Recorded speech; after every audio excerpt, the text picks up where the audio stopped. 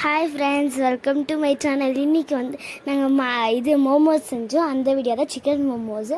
பாருங்கள், என் தம்பி இது மாவை திரட்டிகிட்ருக்கா. அது நீங்கள் வந்து குட்டி குட்டிஸாக இது பண்ணி தைச்சிக்கோங்க. இப்போ பாருங்கள், இதுதான் மசாலா. சப்பாத்தி மாவு வந்து இந்த மாதிரி அளவுக்கு இருந்தால் போதும். உள்ள மசாலா ஸ்டஃப் பண்ணிவிட்டு அடுப்பில் வச்சுட்டு வேக வச்சுட்டு பாருங்கள், ரெடி ஆயிடுச்சு. எவ்வளோ செஞ்சு பாருங்கள், எவ்வளோ சூப்பராக இருக்குன்ட்டு. பாய் பாய்.